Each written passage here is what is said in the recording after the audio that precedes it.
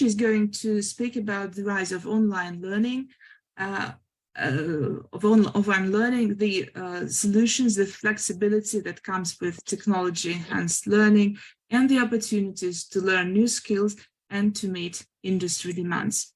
So I'm sure we're all very excited to listen to Neelam's presentation, and I'm passing the word over to you, Neelam. Thank you. Thank you, Natalia. Okay, I'm assuming I just got to share my screen. Let's see if I can. Let me know if you can see it. Yeah. I'm not sure if you're seeing the whole PowerPoint or... We can see the full PowerPoint. Maybe you should... hold on, let me just... demonstrate your presentation. Yeah. Go into presenter view. Are you again seeing the whole thing, or should I just go into full custom view? Go to full view, yeah. Okay. Okay. Yeah. That better? Mm-hmm. Sorry, just 1 second. I have some notes on the side that I want to make sure I can refer to. So I might have to go back and forth, okay? Just so that I make sure I get my notes right. Okay, thank you very much for having me here today. I'm pleased to be speaking about the rise of online learning. It's a topic that's very close to my heart, actually. So I hope that you enjoy it as much as I can get to share it with you. A quick introduction. I'm going to actually bring this down a bit. Thank you. Introduction about myself. I am the director of, as you've already said, Director of Digital Learning and Education at AISL Harris Schools. Thank you very much for the introduction you've given me. I think I'd just like to add to it that I've come into this space purely because of my family and purely because I have children. And when they were growing up in an age of technology, such rich technology, it made me wonder if we're really using it to the capacity that we should be using it. So so thank you very much for that. And as much as I say this is my work and my career, it's probably the love of my life, and hence why I've been able to spend so much time on this as well. So today's world is not the same as it was 20 years ago, and tomorrow's world will not look like today's either. I like to start with a slide like this to set the expectations of the stage. Online learning, and there's a slide to follow this later, it's not necessarily new, but it has really picked up pace since the pandemic. And the way we thought 20 years ago, in fact, our very early days was around the campfire, doing a bit of storytelling, and just learning from our ancestors or from my elders, and then moved on to sitting in a more traditional like classroom over time. And even though that was 20 years ago, we still have a very similar landscape now. But obviously things have been shaken up, again, a few slides later from now, and things have, and it's changed. The whole dynamic has changed purely because of the invention and the embracing of technology in the last few years. So I think it's really important that we start from this point, that today's world is not the same as it was 20 years ago. And however, we're still functioning as we were 20 years ago, and some of us want to return to those days. But it's so important to remember that tomorrow's world is not even going to look like today. Often I say to my colleagues or in conferences that the technology our students use today is the oldest tech that they will ever have in their hands. And similar for us, what we used when we were younger was pretty old tech. I think the pen stayed to some extent, but our technology has moved on so quickly. I also remember when I first started in this area, I had something called RM slates, and they called them slates, and they were actually tablets, but they were so clunky and they're so thick and so big, but they were what we call a tablet to some extent, quite thick. And it was a shock, and it was a wave. And I was thinking, oh, I can't wait to get my hands on those and start the pilot trial. And obviously I took it to the schools and nurseries. But if I look back to what we had, it was old, it's outdated, and where we've come to from that. And I'd have to say that was probably 2014. So less than 10 years, we're now at a place where everything is so much more sophisticated, it's smooth, we have AI, we have chatbots. Couldn't even imagine that. So what we're doing today is going to be the oldest thing that our kids are going to be doing. And we must remember that tomorrow's world is not like today, which is going to make a huge difference. I need to move that out of the way, actually. Okay, so before we carry on with this discussion, I really think we should first define what we mean by online learning. So online learning refers to the delivery of educational content through the internet, and it includes a wide range of formats such as self-paced courses, live webinars, videos, or virtual classrooms. But you already know this. The reason I'm repeating this is recently I've also been in conversations with many other people. And for some reason, e-learning courses is different to live asynchronous courses to virtual courses. Now, to you and me, who's in this space and is working and living and breathing a space, it's pretty much all the same. It's an online learning space. But there are different definitions for others. So an e-learning course might be something that's delivered by university, for instance. A virtual course might be something that's put out there with accreditation or not. In this context of today, online learning is anything in which you can learn online. Okay, in terms of webinars, videos, or virtual classrooms, it's online learning.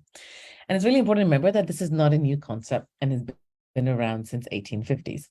Okay, so this is actually where I want to just jump on. I'm on my notes, but let's try it, okay? So online learning really took off in the 1850s, particularly with UCL. There's some really interesting information about this. If you can just bear with me, I'm gonna read it from here so that I don't lose the momentum. Okay. I just want to hide this as well, if that's possible. Okay, leave that. Let's carry on. So in 1850, we have UCL that came in, and UCL became the first institution to offer distance education through correspondence courses, which really was quite exciting. Then in 1900, we had a radio broadcast. And then in 1950s, the British Open University founded its first distance education university. This then was all considered online because people were doing online sort of sessions. In 1960s, 70s, you had the audio cassette, which is such a bizarre sort of concept to the new generation. What's audio, what's cassette? But it's in a way you were able to pick it up, move around, and work and learn anywhere to that extent because you put it in your Walkman. I think that's what they called it. In 1980s, we had the computer-based instruction, which became widely used. 1990s, the invented the World Wide Web. That's when really life changed. Our first MOOC came in 2000 by the University of Winnipeg.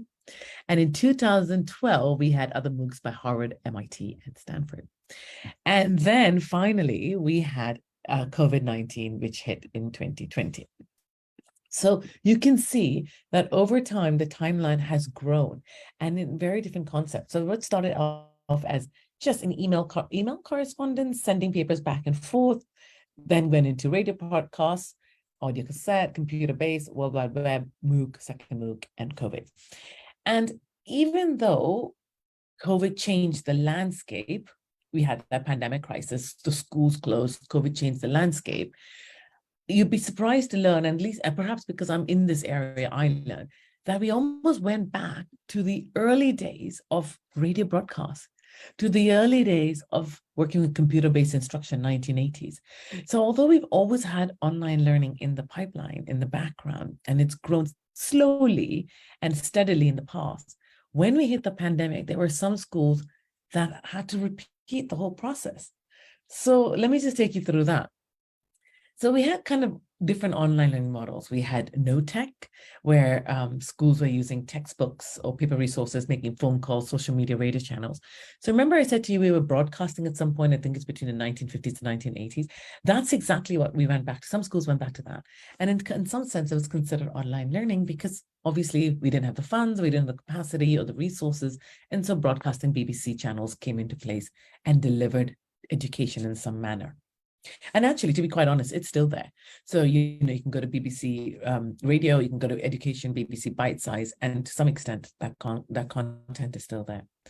Some other schools adopted what we call low tech, which is still in some context online learning, where they had phone access, or they had sharing emails and communication through one another, or they had uploaded worksheets, or they had text-to-speech data streaming. And so again, we've rolled back to the 1980s in a slightly different context because now we have WhatsApp. So a lot of content, a lot of exchange of materials and communication was taking place through WhatsApp as well. Still considered quite low tech. Family email communications. There were families who shared perhaps one device among many. So it wasn't as seamless as we wanted. Then we had different online models, which is, and I'll name them here, asynchronous, synchronous, and blended hybrid online. So in asynchronous learning, we had what we call virtual learning systems, asynchronous recorded videos. We had some sort of light VLEs or online learning platforms. So in that timeline again, imagine there was some within our within where we live now here nationally, there were some pockets of 1950s learning, some pockets of 1900s learning, and then there was others who were looking at it, who've come up to 2000 working with VLEs, online learning platforms, and then 2012 sort of concepts of live lessons, one-to-one communication, homework assessment, marking. That's the most synchronous learning. So we've kind of been through it all in the pandemic, but it was because of the pandemic and what had happened that so much had been learned. Of course, the Department of Education, governmental organizations realized that we had to continue provide continuity of learning. Our students, have been stalled in this particular phase, so we've got to provide something. And so all sorts of different models came into place, and to some effect, they are all online. Online means learning anywhere, any place, anytime. So if I'm learning through the radio, I don't have to be fixed in a particular point of view, particularly because our technology's moved on. I'll just go on live radio.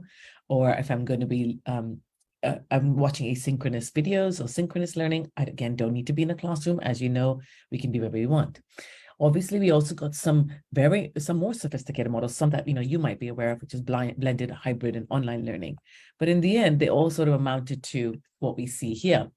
I'll come to these pictures in a minute, but students watching a TV, watching this teacher's teaching, leaving no one behind. Everybody matters in this area, and online learning could reach out to all sorts of communities where students maybe had alternative needs, or disadvantaged communities, or even to the norm who would go to school but they couldn't get anywhere. Not to mention even the younger ones, because they couldn't obviously go back into school. So parents had become teachers, but students were learning in this capacity. So the growth of online learning went enormous after the pandemic, and groups of schools or multi-academy trusts, or or some very ambitious schools realize there's untapped potential here that we could work with. So the more traditional online schools, such as K-12 or Inter-High, etc., got competition, because yes, we'd gone back to school, and yes, many teachers have gone back to the way we've done things. But so many schools are still capitalizing on the benefits and the opportunities of being in an online space, and being able to deliver, one, save money, two, collaborate better, three, make sure that the students always have materials, resources, and their lessons whenever they need them. So major game changer, things started changing, landscape changed, and then again, many schools realized that now it's time to bring the technology into our classrooms. So my work is such that I go into schools, we digitally transform schools and education, and we bring in technology into the classrooms with teachers. So whereas many schools didn't have the technology, they were then funded by the government. We now got devices in the classrooms, but teachers didn't necessarily know what to do with it, and neither students. Interestingly, during the pandemic, we learned the other way around, what to do at home first in a remote setting, and then bring it back in the classroom and think, okay, now what do we do in school? Major game changer, because now when we're looking for cover lessons, we don't necessarily go out and look for cover lessons. It's all recorded. If we want to do parent-teacher meetings, it's done virtually. If students want to go back and revise some of the content, it's all there sitting in the library. So so many schools picked up what we call a blended environment. Let's do a blended approach where we still have the classrooms open, the students come in, the teachers are around, rather than let's all go online. Although there, again, some groups of schools have decided we've got X number of schools, we'd like to have an online school. Let's create a more residential path around this. Why is this important? New models of teaching and new learning pathways. I think this is quite an important thing to mention again, because our values are changing. Our value systems are changing. There is this whole conversation about working from home at the moment, and this is particularly important to the workforce. And how during, learning to live and work at home and finding that balance has suited a majority of cases, and therefore, this is new workforce way of people wanting to do things and working in a more flexible way. Similarly, this has taken place in education, where students and perhaps the new generation parents are saying, we don't need to send our children into school every day. There are new concepts, new models coming in. We'd like to send them, yes. But if we're working from home and they're old enough, or they're able to consciously work with their teachers in an independent manner, that also will suit our lifestyles. We've also found, again, a few slides from now, that the curriculum is changing and there's more freedom and an autonomy to do it online than there is to do it in the classroom. So new models of teaching, new ideas, new learning pathways. And we know that things are changing quite radically as of today and into the future. So we need to be able to move with the times. We need to ensure that our students have the skills they have. Of course, social communication, collaboration, networking is so important. But that doesn't mean going to school every day needs to provide for that. There are different models. There may be a blended approach, a more hybrid approach. And quite excitingly, what you do in terms of studying online and then coming in and doing a significant amount face-to-face can also be quite valuable. So it's really important to realize now that by going online, by creating these blended approaches, we have the possibility of new models of teaching and new learning pathways, where it shows that one size doesn't fit all. And that probably has been our downside, our disadvantage for a long time, that we've tried to apply one solution for all children, one particular method and approach for all children, whereas we're all different and we all will learn in different ways, and we're all ready when we are. So we all mature at a different time as well. And so I think going online and creating these opportunities has really made a difference in terms of rethinking education. So if I can just again go back to what I do. So when I go to school, I look at digital strategy, we look at bringing in tech, we look at improving learning outcomes, and just facilitating processes and systems. Part of that is also looking at scalability. So whereas before I would look at the top four, we'd consider face-to-face, blended, hybrid, mobile. Now that, you'll see the fifth term there is remote. We need to be in a situation where we can take our lessons, our classroom, our students, our teachers, everything online in our curriculum. And therefore, how are we going to be able to scale teaching and learning in a remote fashion? Similarly, we look at things like sustainability. So yes, I'm looking at refresh of technology every few years, or the design of classrooms and the reinvention of curriculum. But what does this look like online? So the bits that I've bolded, as you've seen in previous slide and now, is a kind of a new area for some. I've always been in it. It's been my area of investigation and study. 15, 10, 12 years ago, when I wrote an article about the online classroom coming, it wasn't new. There were other people doing it. It just wasn't that popular. Now it's a given that we need to think about our online curriculum. And I think there's something to be said here as well, because you can, to some extent, have a school, have a classroom, conduct the normal teaching and learning, go through the assessment processes you have to do. But when you go online, you have that freedom to encourage new learning. So you can look at more STEAM-based, project-based learning, for instance. You can offer careers, opportunity experiences for students. You can explore what it means to be cyber safe, or have a look at AI bots. So you can do so much more online that you can't squeeze into a day in the classroom. But it gives freedom of choice, and it gives freedom of learning to the students as well. So the current state of online learning is massive. It's growing significantly. In fact, if I can remember the stats correctly, it's like on a 900% growth. There is an increase in enrollment numbers and growth rate in the US. The number of students taking at least one online course has increased by 5.8% in 2019. And that's quite significant growth. In the UK, the number of students enrolled in an online course has increased by 15%. I want to say that I think a lot of this has got to do with older students, perhaps students in GCSE, A-levels, and then those who are adults. We've just found that there's a sense of freedom in doing things online. And also the courses are just as valued as much as doing it in person. I think there was always this ulterior motive that it's better to be in school. And now the online education is no longer the second cousin. It's like, if you can do it, then do it, because one, it's economically better, but two, you're able to do it at a time that suits you best. Now in China, the number of students has grown from 0.5 million in 2003 to 13.5 million. And I've written there until 2021. I was there at that time, and I'm not sure, it obviously was in the news, but a lot of edtech tutors and online platforms had been put to stop, mainly because there was a lot of pressure on young children to study during the day and then study in the evening and then study constantly just because the courses were available. So in order to curb that sort of behavior patterns that were taking place, a lot of online platforms were put on hold or stopped. So the numbers of students had grown though significantly. You can see it from 0.5 to 13.5 million. There is a need here. There was a gap in the market. It closed very quickly. Lots came into place. I think what we had during the pandemic was raw data, raw files coming through, and now so much more is being refined over time. So the advantages of online learning, I don't have to tell you. I preach to the converted. It's flexibility and convenience. Now when I think of learning and taking any more credentials, it's mostly online. We are busy people, we have busy lives, and online learning fits into our lifestyles. It's cost effective as well. So what would cost me, thousands and 10,000s of pounds or dollars would cost me significantly less going online with a very similar degree. It's self-paced learning. I can stop and start when I want. Sometimes they're better than the others. I don't have to be in a room. I don't have to report at a certain time. And there's increased engagement. First learn to spell engagement and interaction. This has been an issue.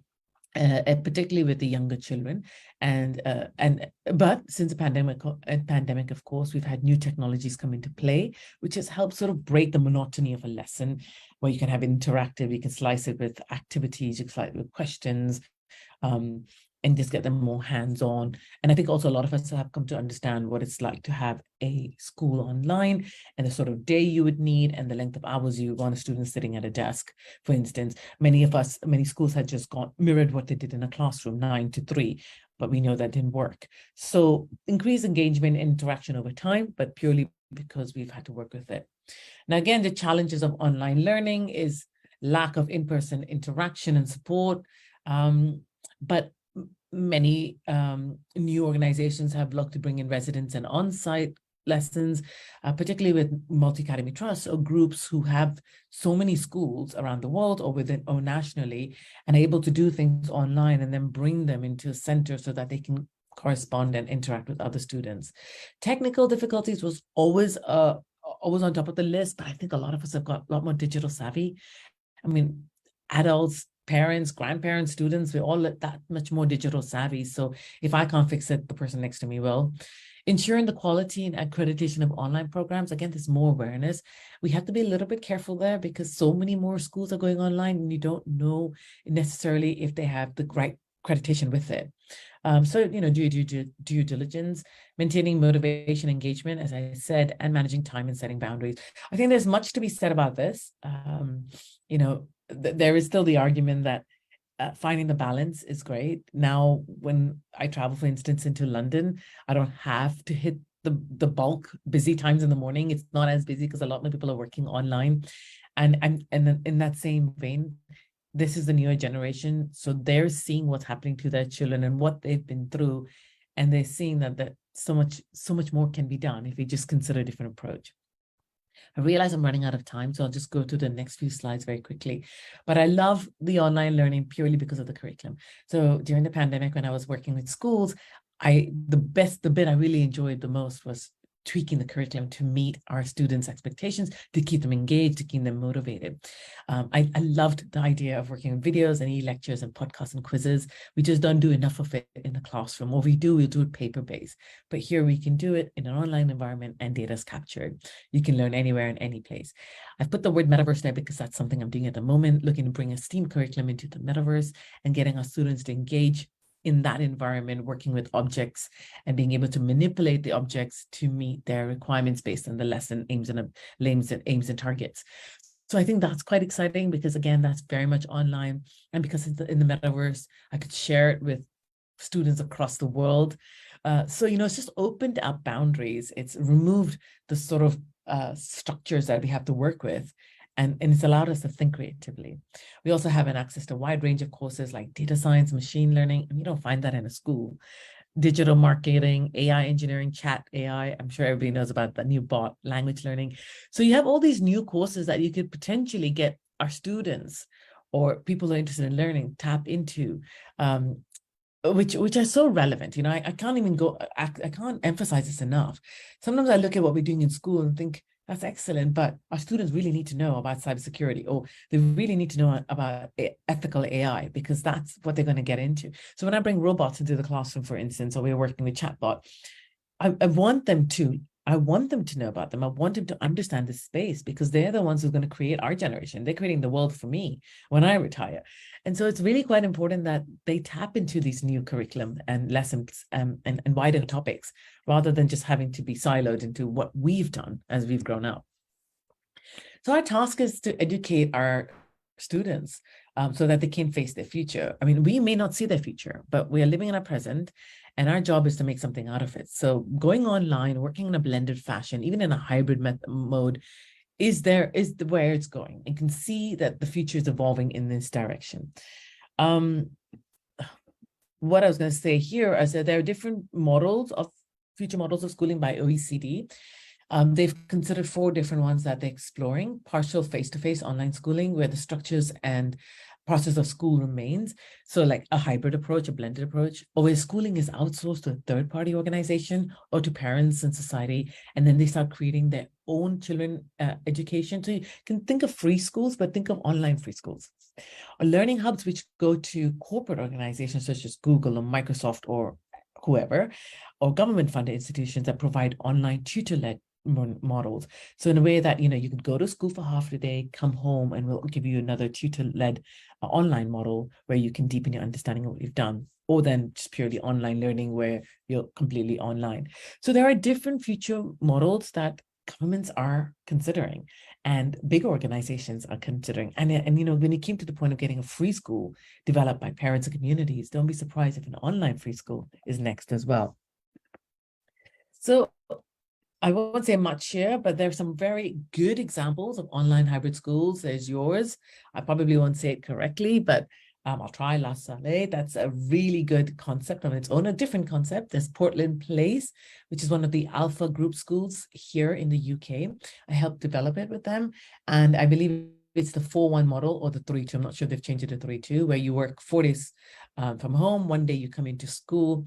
And you integrate with the students. Then there's Harrow Online, which is part of my schools, but it's Harrow Online UK, so purely online for the older students.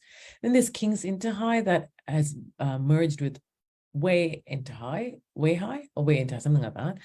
And that's purely an online school, but then they have schools all around the world, so they capitalize on their campuses. And then there's K-12 online in the US, and then there's Khan Academy. So more and more online schools will come into the making, but I do believe there'll be a blend. There'll be a blend of what we're doing in school, in a face-to-face environment, and what we're doing online, and a new learning model will come that will work really well. So on my last few slides, the world is changing fast, and it is my intention, and hopefully your intention as well, that we keep up with it. It's easy to go back to what we know. It's easy to turn back the clocks and say, I know how to teach that. I'm just going to carry on that fashion. But remember, you're educating the future, and it's moving quite quickly. So on that note, I shall stop. Thank you very much. If you have any questions, I'll be happy to take them now. Thanks very much, Neelam, for the exciting presentation. I mean, I was stunned by the idea that, you know, all this innovation, which seems so, you know, front end to us today, is going to be, well, somewhat outdated in less than a generation's time, and even more so, you know, in 50 years' time. I haven't looked at it that way, and it really, you know, strikes us as to how quickly technology evolves. So, Yeah. well, I have a question, but before I ask it, I would like to ask the audience if they may have any, and you can type it in the chat window, and I will read it out to Neelam, or you can unmute yourself if you'd like and ask your question directly. So I'll just give you a couple of seconds to think about that.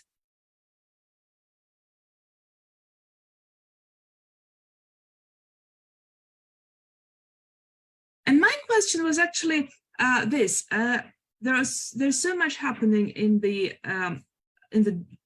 in the area of development of, blended learning, of online learning.